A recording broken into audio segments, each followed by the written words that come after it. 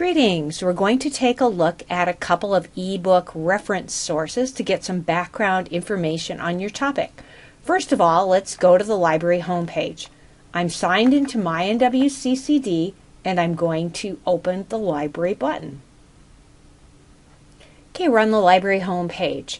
Let's go ahead and select Research Guides. Open up that last tab and scroll down here to English 1010, Earhart, Derryberry, Elkins. We're going to open up that link. And here's a guide that you may want to use while you're in Kelly's class. We've collected all of the resources that you should need in one easy place.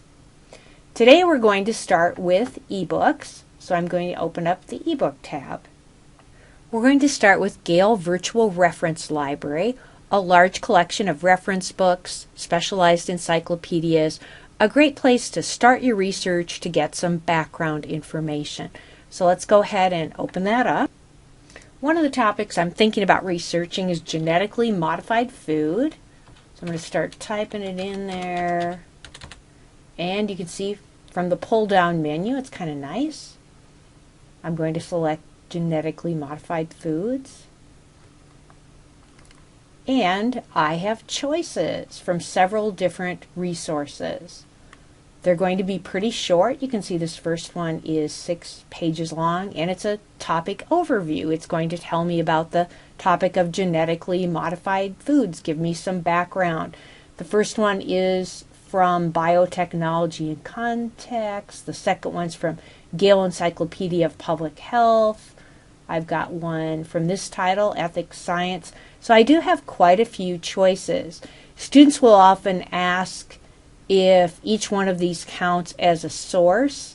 Yes, it does. They're from different reference books. I'm going to open the title of the entry. So you want to select this and not, this would be the reference book it's found in. If you select this link, you have to look it up again.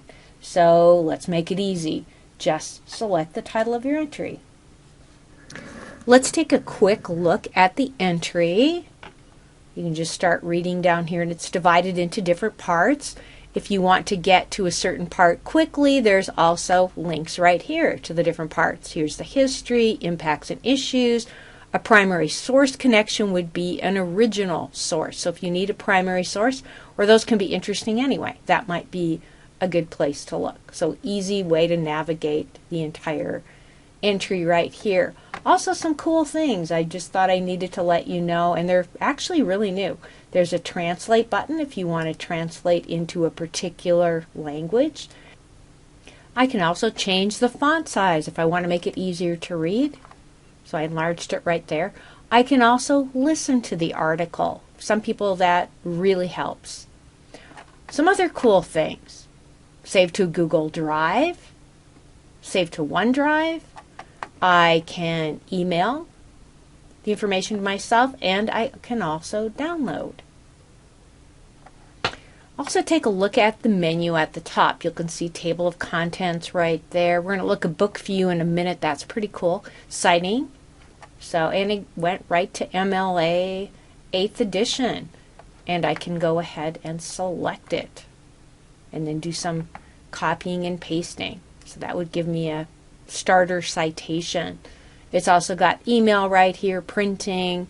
This would be a permalink back to the entry. So I could also do that.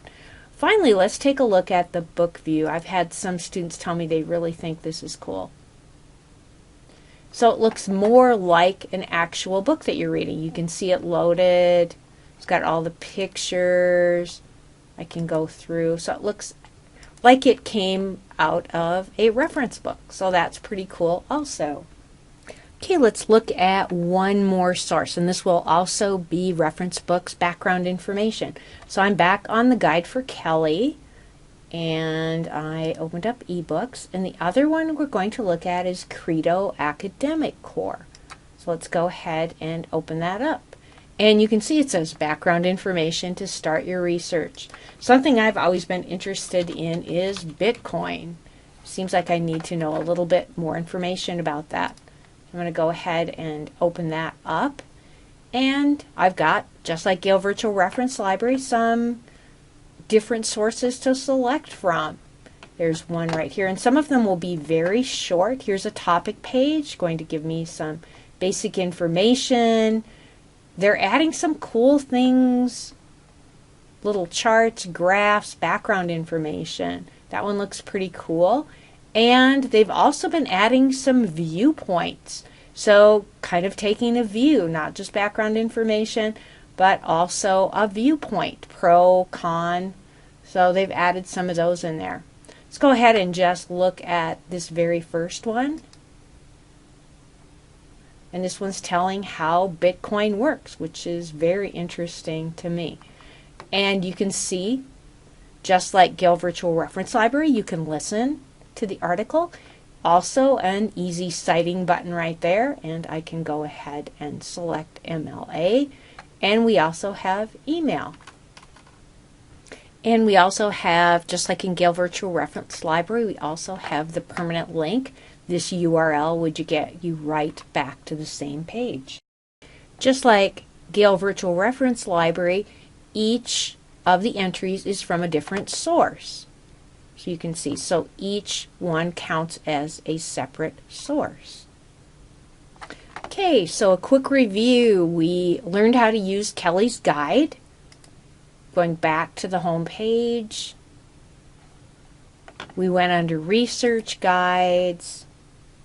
We went down here to English 1010 Earhart Dairyberry Elkins. We opened that up, and we were in the guide, and we spent our time under ebooks. We opened that up, and we used two reference sources that gave us some background information: Gale Virtual Reference Library and Credo Academic Core. You can also get to these outside of the guide, just under the title of the resource.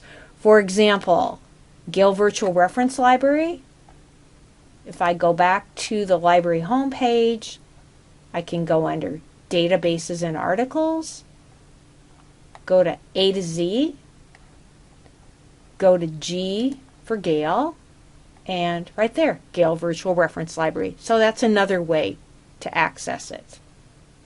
One final thing, when you're using the databases off campus, you'll see this login screen, and you log in just like you do to My NWCCD with your same password. So enter your username here. Be sure not to add the @sheridan.edu because that will block you out. So go ahead and just use your username and the same password that you do for My NWCCD. If you're having trouble with the database, if you need help with your research, we're always happy to help. Okay, I'm back on the library homepage. Over here on the right-hand side, you can see our contact information under Daily Memorial Library Gillette. You can see our hours, if we're closed, special dates, and our phone number right there. Also, we'd love it if you stop in if you have questions. Also, the contact information with Student Help Zone. Maybe you haven't downloaded the WEPA print app to your laptop yet. They can also help you with Canvas and a variety of other things. If I scroll down here, I can see their phone number. You can connect with them at Zoom, and also they do have an email. Hope to talk to you soon, and thanks for watching.